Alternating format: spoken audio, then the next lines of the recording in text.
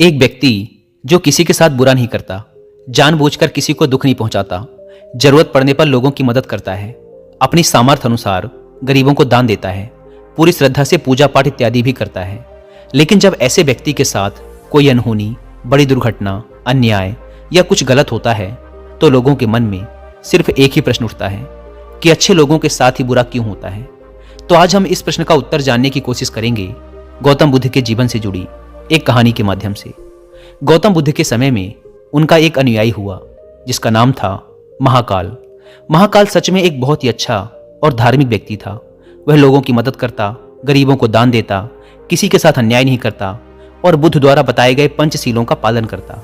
सीलों का पालन अर्थात हत्या नहीं करना, चोरी नहीं करना, व्यभिचार नहीं करना, झूठ नहीं बोलना और नशा नहीं करना। इसके साथ ही वह बुद्ध द्वारा बताए गए ध्यान और साधना का अभ्यास भी करता।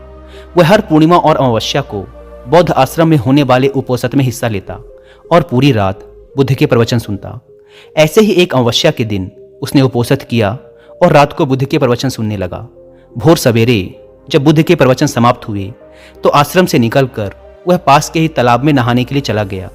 उसी रात उस गांव में कुछ चोर एक घर में चोरी करने के लिए घुसे हुए थे। जब वो चोरी करके भाग रहे थे तो गलती से एक चोर का पैर बर्तनों से टकरा गया और बर्तनों की आवाज से घर के लोग जाग गए। चारों तरफ हल्ला मच गया कि गांव में चोर घुसे हैं। मोहल्ले भर के लोगों ने चोरों का पीछा करना शुरू कर दिया। कुछ देर तक तो चोर गहने जेवरात की पोटली लेकर भागते रहे, लेकिन जब उन्हें महसूस हो गया कि अब बचना संभव नहीं है, पकड़े जाएंगे, तो तालाब के पास से जाते हुए चोरों ने सारे गहने जेवरात महाकाल के कपड़ों के पास फेंक दिए और वहां से भाग गए। जब लोग वहां पहुंचे तो उन्होंने देखा कि चोरी का सारा सामान तो इस व्यक्ति के कपड़ों के पास पड़ा हुआ है। सभी लोगों ने महाकाल को ही चोर समझ लिया और तालाब से बाहर निकालकर उसे मारना शुरू कर दिया। वह कहता रहा कि मैं चोर नहीं हूं, मैं तो रात भर प्रवचन सुनकर आया हूं और यहां सिर्फ स्नान कर रहा था। मुझे नहीं पता ये चोरी का सामान यहां कैसे आ गया। लेकिन भीड़ ने उसकी एक न सुनी और यह कहते हुए और मारने लगे कि अच्छा, चोरी करने के बाद अब नाटक कर रहा है कि मैं अच्छा आदमी हूं, प्रवचन सुनकर आ रहा हूं। गुस्साई भीड़ ने उसे इतनी बेरहमी से पीटा कि उसकी मौत हो गई और उस मृत महाकाल के शरीर को वहीं छोड़कर लोग अपने अपने घर चले गए। सुबह जब आश्रम के कुछ शिष्य तालाब में पानी लेने के लिए आए तो उन्होंने महाकाल के मृत शरीर को तालाब के पास पड़ा देखा। पूछने पर पता चला कि चोरी के आरोप में लोगों ने महाकाल को पीट पीट कर मार दिया।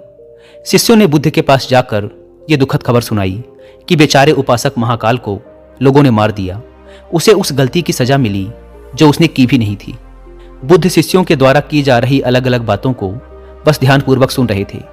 तभी उनमें से एक शिष्य ने बुद्ध से पूछ ही लिया, बुद्ध, ये बात तो आप भी जानते हैं कि महाकाल कितना अच्छा इंसान था।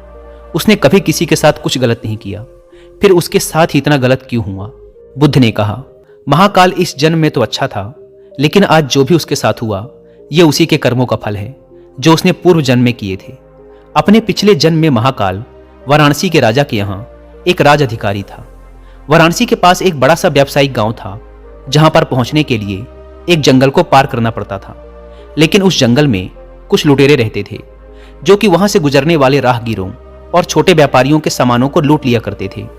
व्यापारियों ने वाराणसी के राजा से अपनी सुरक्षा की गुहार लगाई तो वाराणसी के राजा ने अपने उस राज अधिकारी को कुछ सैनिकों के साथ व्यापारियों से कुछ धन लेकर उन्हें जंगल पार कराने के काम पर नियुक्त कर दिया। राज अधिकारी महाकाल भी अपने काम को पूरी ईमानदारी से कर रहा था। वह लोगों से कुछ धन लेता और अपने सैनिक भेजकर उन्हें सुरक्षित जंगल पार करवा देता। एक शाम पति पत्नी का एक जोड़ा अपनी छोटी सी बैलगाड़ी में बैठकर राज अधिकारी के पास आता है और धन के बदले उन्हें सुरक्षित जंगल पार करवाने के लिए कहता है। लेकिन राज अधिकारी ये कहते हुए उन्हें मना कर देता है कि अभी जल्द ही रात होने वाली है, इसीलिए वो उनकी और अपने सैनिकों की जान खतरे में नहीं डाल सकता। उन्हें जंगल पार करने के लिए सुबह तक का इंतजार करना पड़ेगा। वो पति पत्नी बहुत आग्रह करते रहे कि अभी रात होने में बहुत समय है, वो उन्हें जंगल पार करा दे, लेकिन राज अधिकारी नहीं मानता और उन्हें सलाह देता है कि वो रात भर यहीं रुके। उनके रहने और खाने की व्यवस्था वो खुद करवाएगा। पति पत्नी को मजबूरन उस राज अधिकारी की बात माननी पड़ती है। असल में उस राहगीर की पत्नी बहुत सुंदर थी, जिसे देखकर राज अधिकारी उस पर मोहित हो गया था। उस पर काम वासना हावी हो जाती है और जब व्यक्ति पर काम वासना हावी हो जाती है तो उसे सही गलत कुछ समझ नहीं आता। वह आसक्ति की आग में जलकर अंधा हो जाता है और यही उस राज अधिकारी के साथ भी हुआ। उसने उन दोनों पति पत्नी के रहने और खाने की व्यवस्था तो कर दी, लेकिन साथ ही वह उसकी पत्नी को पाने की तरकीबें सोचने लगा। उसे एक तरीका सूझा। उसके पास एक बड़ा सा हीरा था। उसने उस हीरे को रात में चुपके से उस आदमी के बैलगाड़ी के सामान में छुपा दिया और सुबह होते ही हल्ला मचा दिया कि उसका कीमती हीरा किसी ने चोरी कर लिया है। उसने अपने सैनिकों को आदेश दिया कि हर एक व्यक्ति की सामान की तलाशी लेने के बाद ही उसे आगे जाने दिया जाए। सैनिकों ने तलाशी ली तो योजना के अनुसार हीरा उस पति पत्नी की बैलगाड़ी के सामान में छुपा मिला। राजअधिकारी उस व्यक्ति को सभी के सामने यह कहते हुए पीटने लगा कि मैंने तेरे रहने और खाने की व्यवस्था की और तूने मेरे ही साथ गद्दारी की। उसके साथ उसके सैनिक भी उस आदमी को पीटने लगे और पीटते पीटते उस व्यक्ति की वही मौत हो गई। बाद में राजअधिकारी ने अपने रुतबे और दौलत के दम पर उस स्त्री को अपनी पत्नी बना लिया, क्योंकि पिछले जन्म में महाकाल ने सिर्फ उस स्त्री को प्राप्त करने के लिए उसके पति पर झूठा आरोप लगाकर बेवजह उसकी निर्मम हत्या कर दी थी। इसीलिए पिछले जन्म में ही उसकी मृत्यु के पश्चात उसे नर्क प्राप्त होता है और नर्क में बहुत दुख भोगने के बाद उसे यह इंसानी जीवन मिलता है।